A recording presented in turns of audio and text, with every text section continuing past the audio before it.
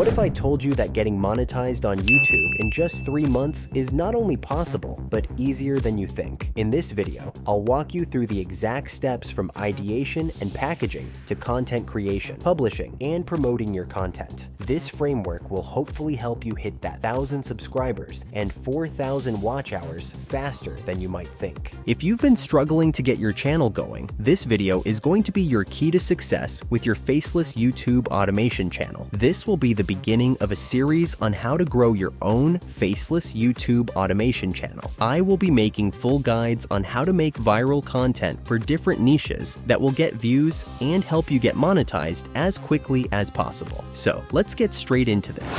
Welcome everyone. My name's Stephen. I'm the face behind AI Authority, and I just want to bring through this new series where I'm going to be creating faceless YouTube channels and teaching you exactly how you can get monetized in 3 months. We do this through the 5 phases of creating YouTube channels. Now, these 5 phases are the ideation, so picking the right ideas for your videos and knowing what's going to actually work and what has demand. Then it's about packaging, so creating the right title and thumbnail that work together to get as many views as possible. Then we look at the content creation side, how we can create engaging content that not only people will click onto, but will stay for a long period of time. Then we have the publishing stage, where we'll be going through what you have to do, everything you have to adjust within YouTube settings so that you can get the best possible outcome for your video. And the final is a bit more of a bonus. It's not a necessity, but it's different ways that you can actually promote your YouTube channel. Whenever you start your YouTube channel and you fill out all the information, your description, and you have your logo and your name and everything prepared, and you're finally ready to get started with your first video, we come straight into the ideation phase. Now, when you start with the ideation phase, you have to brainstorm ideas and look for what people are actually searching for. You want something with high demand. Now, how do you know something has high demand? Well, you can use either YouTube search or vidIQ's search.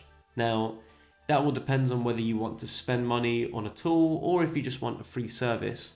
What you're looking for is an idea that has a lot of demand, something that has high volume of searches, because that way there's a higher likelihood that a lot of these people will be recommended your video and they will likely be interested in the topic that you're talking about. That can look like this. For example, on the left side here, you can see that if you write a few strings of words, all of these searches are things that people are actually looking for. They're typing it out.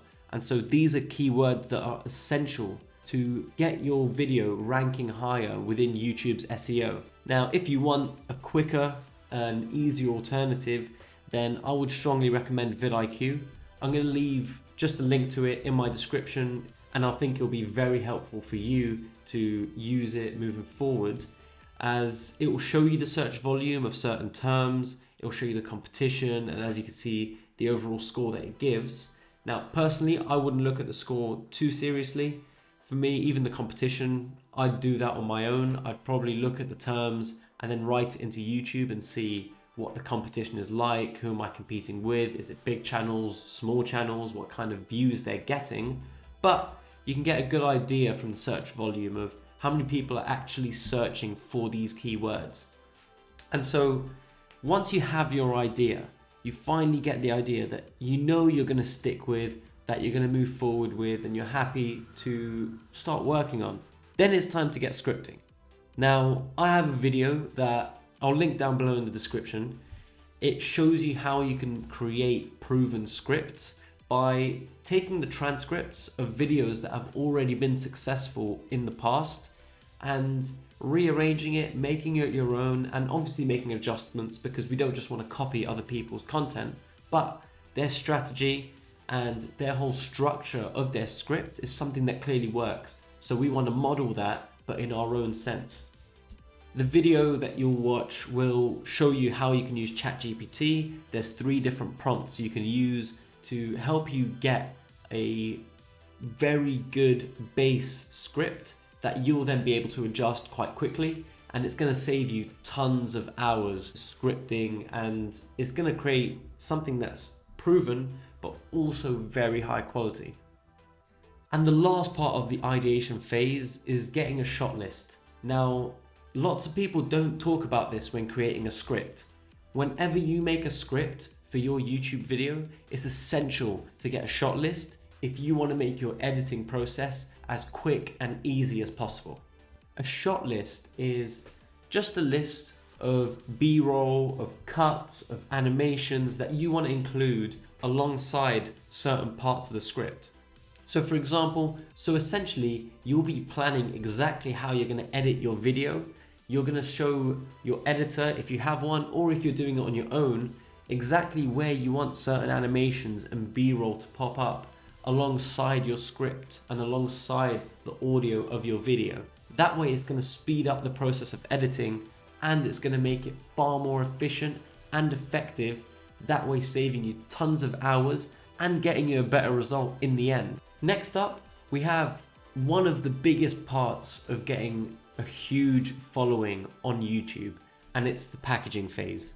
The packaging phase includes the title, the thumbnail, and the description. These are the three things that are essentially marketing your channel. These are the things that people will look at and decide whether they're going to watch your video or not. And a lot of the time, if someone's willing to click on your video and they like it, they're more likely going to watch a lot of your other videos. So packaging your videos is essential, not just for that one individual video, but it can massively boost the rest of your other videos and your channel as a whole. So when deciding your title, it's important we look at the KVS strategy. The K stands for keyword, and so we're looking to string together a bunch of keywords that haven't been put together on YouTube. That way we can rank for it. But it's essential that these keywords are things that people are searching for. So for example, lots of people might title their video that's about editing within CapCut, how to edit in CapCut. Now you have a ton of competition because lots of people have used that specific key term phrase. To make it a little bit more specific, you can say, how can I add 3D effects in my CapCut video? That way you're going to attract more of a specific audience and you're going to have less competition. Then you can say, how can I use After Effects and CapCut to create a 3D video? That way you're attracting even more of a specific audience and you have far less competition. And so if that string of keywords has high demand, and you can check this, as we said earlier, on the YouTube search bar and on vidIQ, then you're likely going to have a very good video title right there. Then the next part is volume. We want lots of people who are interested and we need high demand for that video. And the last part is SEO. Now, when it comes to SEO, it's essential that you come up with a list of keywords before you even start your channel. You can see here that on the right side, all of these keywords are keywords that I use for my channel, and I add them to the description and the title of as many videos as possible, because that's what's going to boost your video. It's going to allow YouTube to find who your prime audience is. And so you're looking for all these keywords in all of your videos because each one is going to link to the other and you're more likely to rank higher in YouTube's search rankings. Then when making your thumbnail, try not to use text that's already in the title. Your thumbnail should be something that you use to intrigue your viewer, to set the correct expectations, and to maintain those expectations in the video. You don't want your thumbnail to be something crazy and then your video to be something a little bit slower paced and maybe not even related to your thumbnail. You want to keep it all related and packaged as one. You want it related to your title, and you want it to have a bit of intrigue about it, and don't overcomplicate it. Don't add too much.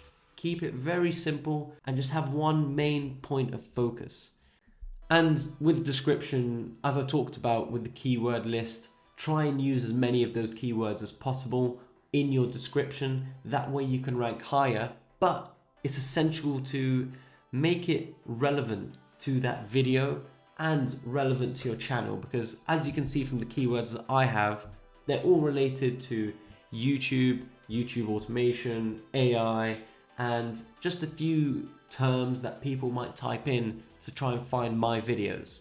So the third and probably one of the most important stages of creating your video is the content creation phase.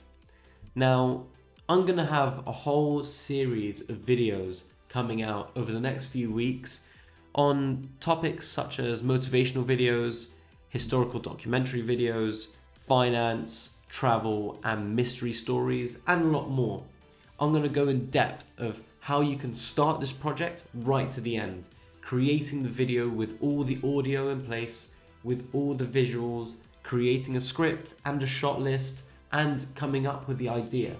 And so general lessons you're going to learn from this series that I'm going to be releasing is how to create your AI avatar if your niche requires it, some editing techniques that you can use, how to add music to your videos, how to add transitions, of when to add transitions, and how you can add in effects and different visuals such as B-roll, animations, and all other kinds of effects that you might need to create your video.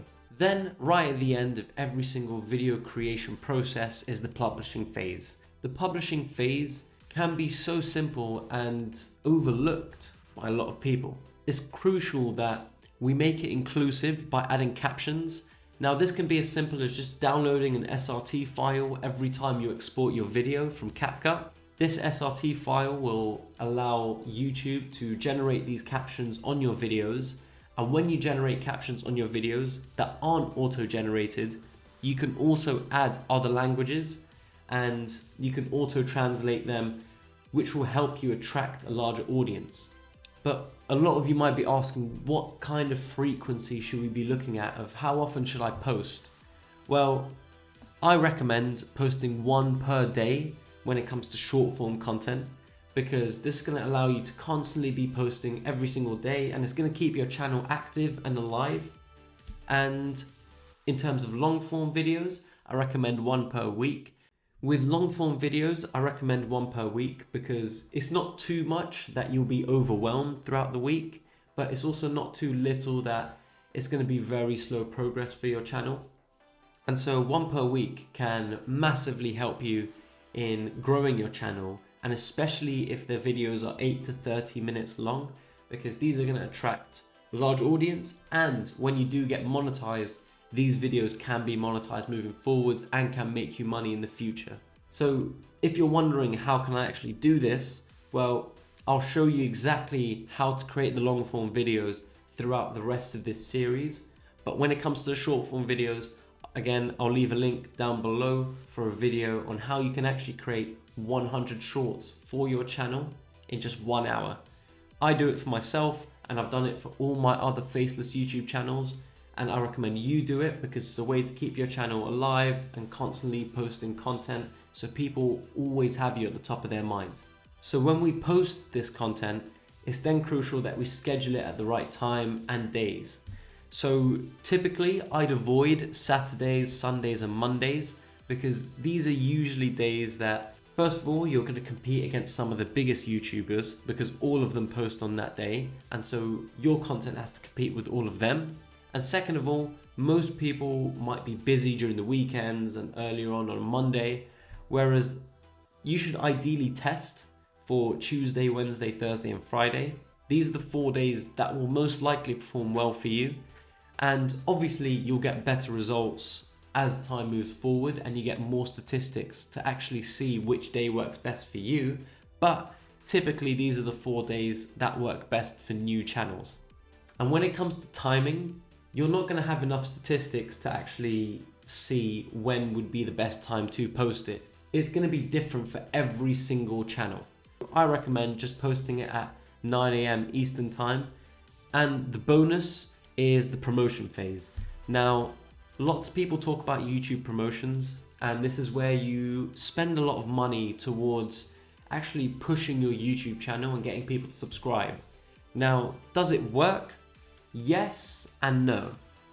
Yes, in that you will get views and you will get subscribers. The issue is that a lot of the people that may subscribe to your channel may not really be interested in your niche, and they may not be avid watchers of that niche. And so YouTube will find it more difficult to find your ideal audience because now you've skewed the stats so far that it almost needs to reset, and it needs to find who your ideal audience is, because what it's trying to do is push your content to people who want to watch whatever your niche is. But if lots of people subscribe and all of them with different interests, it makes it hard for YouTube to pinpoint who exactly to push your video towards, which is going to damage your channel in the long run, because your videos will get high view durations, and so less people will be interested, and so your videos get pushed less people will click on it, and so with a lower click-through rate and average view duration, your videos are just going to die off through time, and it's not going to get pushed out as you'd want it to be. Same goes for YouTube ads. The only difference is YouTube ads is a little bit more expensive, and you are able to target people more, but overall I think it is a bit of a waste of money.